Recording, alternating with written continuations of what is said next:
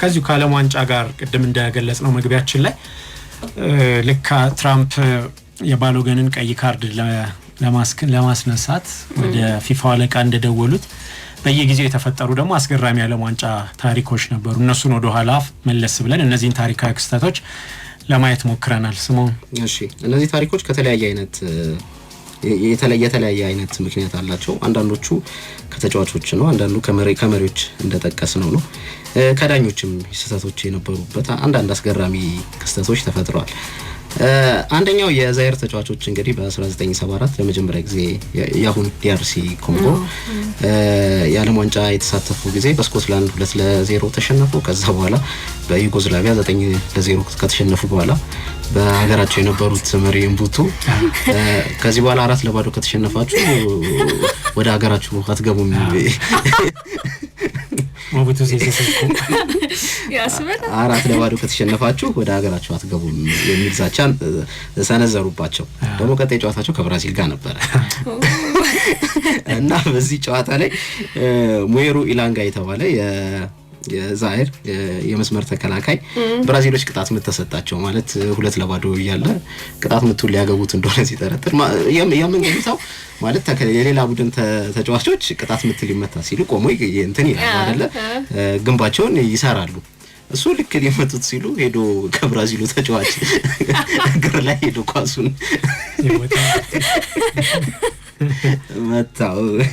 እና ግን 3-0 ነበር የተሸነፉት። 4-0 ስላልተሸነፉ ወደ ሀገራቸው መግባት ይችላል። ሌላው የተሰረቀው የዓለም ዋንጫ ነው። አነጋጋሪ ጉዳይ ይሄ 1966 እንግዲህ የዓለም ዋንጫ እንግሊዝ ከማሸነፏ ከ3 ወር በፊት ለእይታ ይቀርባል። እንግዲህ በየሀገሩ እየሄዱ ሰዎች እንዲመለከቱት ይደረጋልና የዛኔ የጁልስ ሪሜ እንግዲህ የመጀመሪያው የፊፋ መሪ በሱ ስም ነበር የተሰየመው ዋንጫው። ብዙዎቻችን የምናውቀው ፔሌ እንደዚህ ይዞት ያለው ፎቶ ማለት ነውና በእንግሊዝ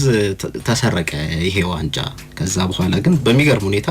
በጋዜጣ ተጠቅልሎ ነበር የተገኘው። በጣም ሲፈልግ ቆይቶ አንዲት ውሻ ነበረች ያገኘችው ይባላል። ሌላው የ2006 የዓለም ዋንጫ ላይ የተፈጠረው እንግዲህ 2 ቢጫ ያለበት የተጫወተው የክሮኤሺያው ተጫዋች ነው። ግራሃም ፖል ነበሩ እንግሊዛዊ ሁሌ ከዛ በኋላ በእንግሊዝ በቃ መቀለጃው ነው ነበር። ጆሴፍ ስሙሪች የተባለው የክሮኤሺያ ተጫዋች ነበር። በዛው ጨዋታ ላይ ነው አይደል? ሁለተኛው ቢጫ ሰጡትና 60ኛው ደቂቃ ላይ ቢጫ ተሰጠው። አስታውሰዋለሁ። ከዛ በኋላ ቀጠሉ። ከዛ 9ኛው ደቂቃ ላይ ቢጫ ከሰጡት በኋላ ረሱት የመጀመሪያው ቢጫ እንደሰጡትና ከዛ ሲያልቅ ሲከራከራቸው የ3ኛ ቢጫ ተሰጠው ማለት ነው። እሱም አላረፈም የራሳሉ ነው። ሌላው በጣም አነጋጋሪ ተብሎ እንግዲህ በቅርብ ጊዜ ከተፈጠሩ ታሪኮች ውስጥ የብራዚል 7-1 አገሯ ላይ ባደረገችው በጀርመን የተሸነፈችበት ጨዋታ ነው። ከሁሉም እንግዲህ በዚህ የዓለም ዋንጫ ታሪክ እንግዲህ የሚጠቀሱ ታሪኮች አሉ። የዚነዲን ዚዳን ማቴዎ ማታሬዚን መምታቱ፣ ከዛ በቴስታ መምታቱ፣ ከዛ በኋላ ፈረንሳይ የዓለም ዋንጫውን እንግዲህ እንዳታገኝ ማድረጓት ብዙ ሰዎች ዚዳንን ተጠያቂ ሲያደርጉ ያለው ግን ፍጹም ቅጣት ምቱን የሳቱት ተጫዋቾች ናቸው። ለዛ ያው ዚዳን የሚባልበት ዚዳን ብቻውን ተጫዋች የሚወስን ተጫዋች ስለሆነ ጨዋታን የሚወስን አይነት ተጫዋች ስለሆነ እሱ ቢኖር ኖሮ በጨዋታ ላይ የሚፈጥረው ነገር ያው ፈረንሳይን አሸናፊ ሊያረጋት ይችላል ከሚለው ግን ተጨማሪ ሰዓት ላይ ነበር ያ ነገር የተፈጠረው። ያው እንደዚህ ያለው አሁን ለምሳሌ አላ ኤምባፔ ቢወጣ ሜሲ ቢወጣ በተመሳሳዩ ነገር ተላለ እና ከሁሉም ግን አነጋጋሪ ተብሎ እንግዲህ የተጠቀሰው ዲያጎ አርማንዶ ማራዶና እንግሊዝ ላይ በ1986 ያስቆጠራት እንግዲህ በእጁ ያስቆጠራት ጎል ነች። ከ4 ዓመት በፊት የፋልካኖር የማርጋሪት ተቸር መንግስት ከአርጀንቲና ጋር ጦርነት ነበራቸው። በዛች ደሴት ጦርነት ውስጥ ገብተው ነበር። አርጀንቲናዎችም ያለ ፍቃዳችን ያለ ፍትህ እቺ ደሴት ተወስዳብናለች ብሎ ይናገራሉና ለዛ ማለት ማካካሻ የሆነ ነው ተብሎ ይጠቀሳል የዚህ የዓለም ዋንጫ ጎል። በጣም አሪፍ የሚታወሱ አንዳንዶቹ በቅርብ አንድ ግን እኔ ደግሞ ያየሁት የነበረው ገና የመጀመሪያው ዓለም ዋንጫ እየተካሄደ ቡራጋይ 1930 ላይ አርጀንቲና እና ፈረንሳይ እየተጫወቱ አርጀንቲና ፈረንሳይን 1-0 እየመራች እሺ ብራዚላዊ ዳኛ ነበር ጨዋታውን የሚመሩት 82ኛው ደቂቃ ላይ አለቀ ብሎ ጨዋታውን እንዴ ምን አይነት ሰዓት ነው ይሰው እየተጠቀሙት ተብሎ ከዛ ደግሞ የፈረንሳይ ተጫዋቾች ሄዶ አንድ ተጫዋች ወደ ጎል እየነዳ ያለ ነው ኳሱን ያስቆም ኳሱ እንኳን ሲቆም አይደለም እና በኋላ የፈረንሳይ ተጫዋቾች በጣም ተቃውሞ ዳኛውን ከበቧቸው አዋከቧቸው በኋላ ሄደው የመስመር ዳኞቹን ምናምን ሲጠይቁ አይ ገና እኮ 8 ደቂቃ ቀረዋል ጨዋታው አሏቸው እንደገና ጠሩና ጨዋታውን ጨርሱ አሏቸው በርግጥ ከዛ በኋላም ፈረንሳይ ጎል ማስቆጠር አልቻለችም አርጀንቲና 1-0 አሸነፈችና የዛን ጊዜ ዓለም ዋንጫ እድሜው ስንት ነበር ገና ሁለተኛ ቀኑ ነበር ሁለተኛ በዛ ሰዓት ማለት ብዙ አይነት ነገሮች ያው አንድ ቆይ ወይ በኋላ ላይ ስቲልን እኔ እንደውም ስሙን ታነሰው ይሆናል ብዬ ነው እንጂ ከዚህ በፊት የሰማሁት አንድ ሌላ እንደዚህ ዓለም ዋንጫ ታሪክ ነበርና ልክ እንደዚህ መሪ ጣልቃ የገቡበት አይ ቲንክ ኡሩጓይ ላይ ይሁን ምናምን ጋሪንቻን መልሶ እንዲጫወት ለማድረግ የተሞከረ አንድ ከነነ ሞክራ ጽፎት ይሁን አንድ ማስታወሰው ግን ታሪክ አለ እስቲ ወይ እንደገና እሱንም ለማንሳት እንሞክራለንና ብቻ ይሁን አንዳንዶች ያስቃሉ ወደኋላ አንድ አለ ከዚህ በፊት ማስተናወል መሰለኝ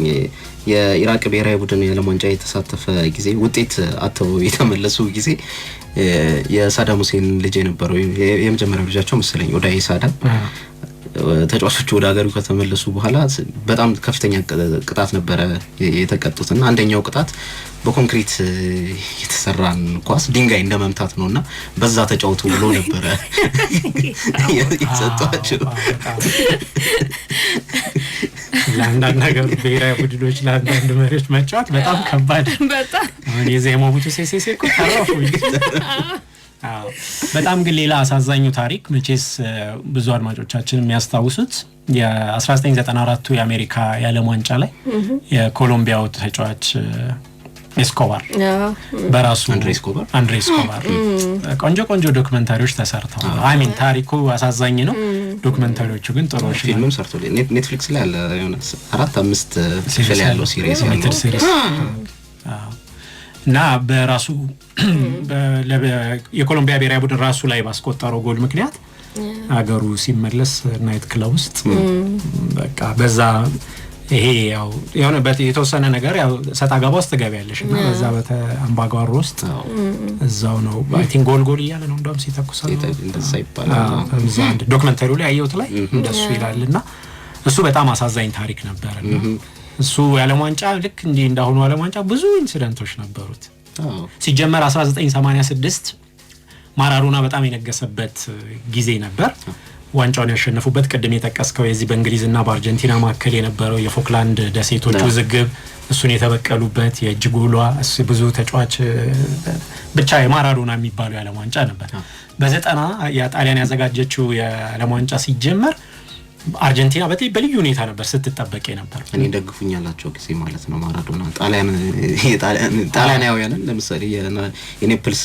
እነሱም ደግፉት ጣሊያን እንስታችሁ እኔን ደግፉኝ ብሎ እንትን ያላቸው ማለት ነው ደግሞ በስነ ስርዓት አሳዩት ያንን እነሱ በኋላ የነበረው ጨዋታ ላይ ማለት ነው ግን የመክፈቻው ጨዋታ ከአርጀንቲና ከካሜሩን ነበር እና እዛ ጨዋታ ላይ በጣም ትልቅ የሚባለው የአንደርዶግ ስቶሪ ያልተጠበቀው ቡድን ካሜሩን የዛን ጊዜ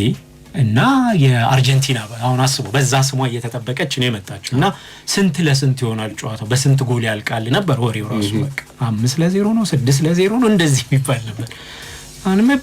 በፍጹም አልቻሉም ቢሉ አርጀንቲና ጭራሽ መጨረሻ ላይ አይ ቲንክ ከኮርና የመጣ ኳስ መሰለኝ ኦማን ቢያክ የሚባል ተጫዋች ጎል አስቆጠረና 1-0 አሸነፉ ሲንጃ ተሸንፈው ነው የጀመሩት እንደ እንትኑ ማለት ነው አይደል ከሳውዲ አረቢያ ጋር እንደነበረው ልክ ዋንጫ አሸነፉበት የዛሬ 4 አመቱ የኳታሩ ዓለም ዋንጫ ላይ በሳውዲ አረቢያ እንደተሸነፉት ልክ እዛ ጨዋታም ላይ ተሸንፈው ጀመሩ ልዩነቱ እዛ ጨዋታ ላይ ፋይናል ደረሱና ጀርመን ነች ያሸነፈችው እዚህኛው ላይ ፋይናል ደረሱና የኳታሩ ላይ ራሱ አርጀንቲና ነች ያሸነፈችውና እሱ ታሪክ ይገርም ነበር ያ የካሜሩን ቡድን ደግሞ ሮጀር ሚላ ነበረው የኮሎምቢያ ግብ ጠባቂ ሂጉታ ሰሞኑ እንደውም ያየሁት ነበርና እሱ ብዙ የሚገርሙ ነገሮች ነበሩት እሱ የዓለም ዋንጫ ግን ለተመልካቹ ደስ ይላል ጆለ በጣም የማይጠበቅ ነገር ያደርጋል በእግሩ ምናምን ነበር ፓስ ሊመልስ ነበር ሮጀር ሚላ ደግሞ ያው ተጫወተበት ያንዳን ሳሳየ አሁን እኮ ሮናልዶ አላም በትልቅ እድሜ ተጫወተው የዛኔ እኮ ሮጀር ሚላ እኮ ከሱ በበለጠ እድሜ ነበር 42 አመቱ ነበር በዛ እድሜ መጥቶ ጨዋታው ጎሉ ዳንሱ ተቀየረና በጣም የተለየ አይነት እሱ ያለም ዋንጫ ነው የ94ቱም ብዙ የሚታወሱ ነገሮች ነበሩት አይደለ አንደኛው የማራዶና ጉዳይ ይመስለኛል ከያዚያ አደንዛዥ መድኃኒት ጋር በመጠቀም ጋር ተያይዞ የባጆ ፔናልቲን ይሳቱ የዳያና ሮስ ፔናልቲ ስመታ የሳተችውም እሱም በጣም አነጋጋሪ ጉዳይ ነበር መክፈቻው ላይ ይመስለኛል መክፈቻው መዝጊያው ላይ